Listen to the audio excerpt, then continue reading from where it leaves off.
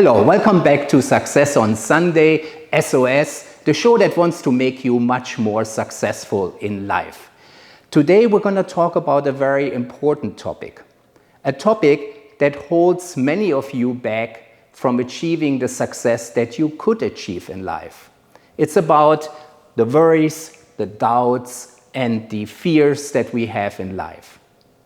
You may remember a famous sports star, actually a hockey player, who said the following sentence: "You're going to miss 100% of the shots you never take."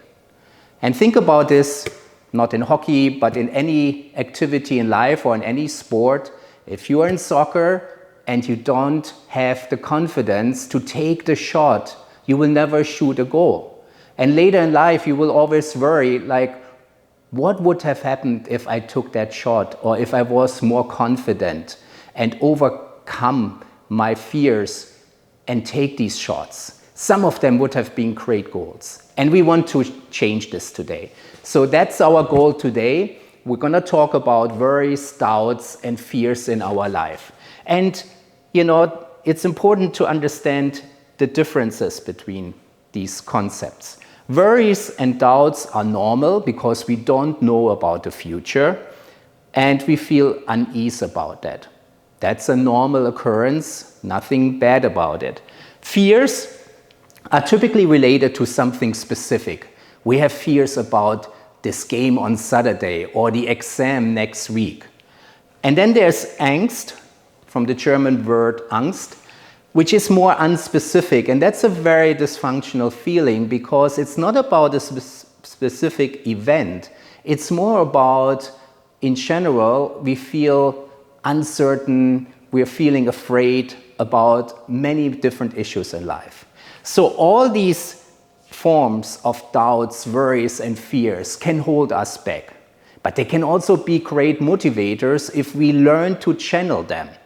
So how can we do that? Well, first of all, every activity in life has to do with risk.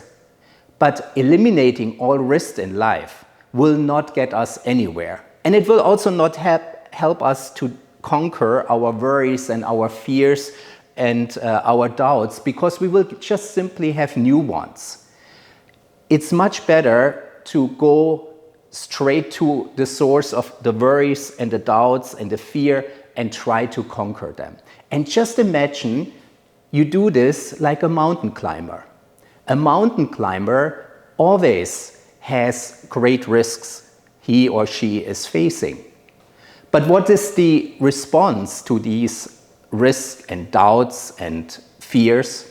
It's not that a mountain climber said, "I'm never gonna go up a mountain again." No, what the mountain climber does, and I talked to several of them, is that they invest a lot of time in conquering their angst, in conquering their fears.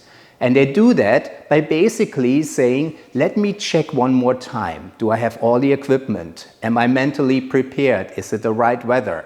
So preparedness is a very important concept that comes to mountain climbers when they try to conquer their angst and their fears. And fears are normal because they focus us. They help us to concentrate. A mountain climber would never check his or her cell phone on the way up. There's 100% concentration. And that's something also we can learn.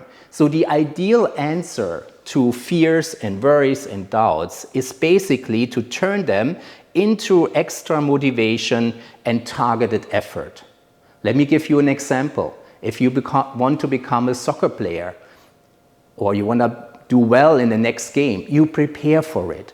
Maybe you make some plans in terms of what shots you plan to take. If you have an exam coming up, then you take great preparation. You don't start the night before, you start early. That's what you do. And that way you can conquer your fears and your doubts about the outcome. Or if you have an important sales pitch, you prepare, you do a try run. There's a lot of things you can do. Unfortunately, many people respond to fears, doubts, and worries just by eliminating the activity. And that's really bad. And let me show you some research that I found in different sources. First of all, when we look rationally at fears and worries, we will very quickly understand that most of them are not very productive and not justified. For example, if you look at all the fears and worries you had in the past, right? And then you've asked yourself, how many of these worries had to do with past events or had to do with something in the future that might not even happen? Then you will very quickly find that 90% or more of our worries have to do with things that happened in the past or things that might happen in the future. But we don't even know whether they will happen. So why should we worry now? And if they're in the future, we can use the mountain climber example and we just prepare for it, right? That's a very important point. So first of all, check for the justification. But then there's a second thing that I want you to do this week. If you worry a lot, do a worry audit. What is a worry audit? Well, you write down all the worries that you had in the past years. You can go back 10 years or more. Write them down and then ask yourself, when you have the complete list, how many of these worries were actually justified? And you very quickly will realize that we tend to worry, many of us tend to worry a lot. And we do so because it's in us and we have never learned to deal with it.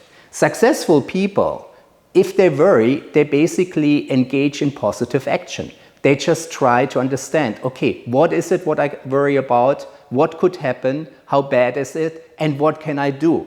And that's what most people don't do. They just worry and then they withdraw with all their action and they do nothing.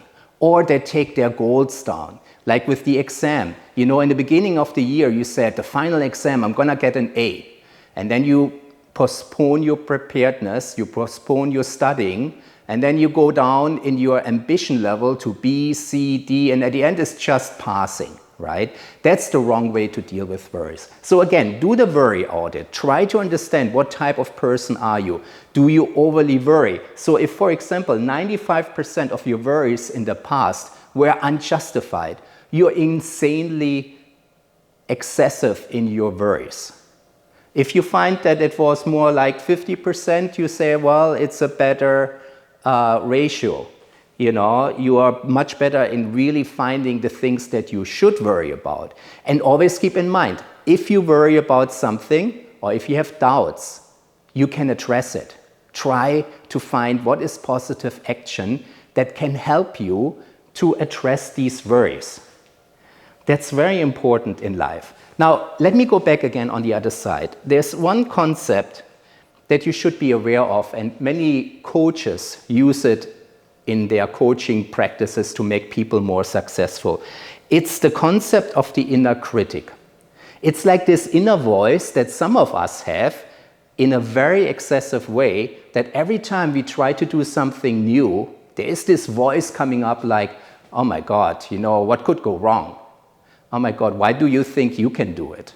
I have experienced so many times when I discuss business ideas with other people that before I finish my presentation of the idea, people say, there's no way we're gonna do this, right? It's way too difficult, there are too many risks. And what I found is, it's very interesting, this inner critic is very present in many people who are unsuccessful.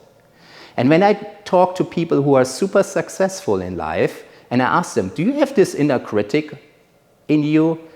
And some people say, yeah, but I know how to deal with it. So I basically say, yes, I have this inner critic, but every time it comes up, I know I just have to tell the inner critic, the inner voice that's negative, shut up, I'm gonna do it anyway, and I'm gonna be successful, and I'm gonna prove you wrong.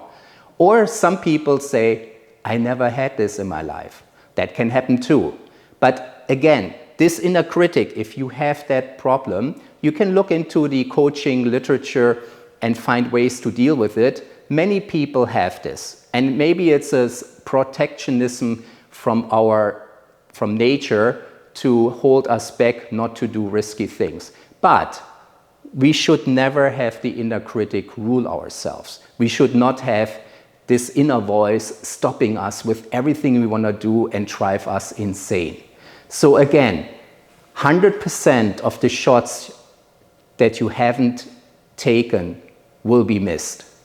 So if you get caught by worries, fears, angst, and the inner critic, you have to do something. You have to overcome it, and you have to go to the other side and become someone who takes these worries and use them as motivation. I once talked to a very successful person, and he said, like, every time I have setbacks or worries or something, it makes me even more motivated. It drives me to prepare more for the pitch of a big new business, to prepare more for a big challenge, right? That's where you want to come. So again, I would like you for the next week, until next Sunday, do the following. Just keep in mind that most of your worries that you have might be related to something far in the future that is so far away that even if that worry is justified, you can do a lot about it, right? If you worry about, if you're a student and you worry about job prospects in the future, well, just find out how can you make yourself more attractive to the job market. You have years to do this. Or if it's not justified, understand it and address this problem and just eliminate that worry. And if it's justified, try to prepare. Then the other exercise I would like you to do this worry audit. Write down everything in the past that you worried about, that you had fear about, and seriously ask yourself and honestly ask yourself, was it justified? Was it really something I should have worried about? And if you have a high percentage of worries that were not justified, it tells you something about your personality, and you can work on it. The next time you worry, you can say, well, it's normal that I worry. That's just how I am at the moment. I'm going to work on it. But on a positive note, most of my past worries, my track record in worrying was that I worry about unjustified things. So that's a motivational message for you. I hope that was helpful today. I hope that many of you jump over their fears and worries and have a constructive relationship with them and turn fears into motivators to get better prepared, but do not eliminate necessarily the activity that you wanted to do. And take the shot. Don't wait for it. If you don't take the shot in the game, in the soccer game, you will never shoot a goal. Thank you very much, and I see you next Sunday.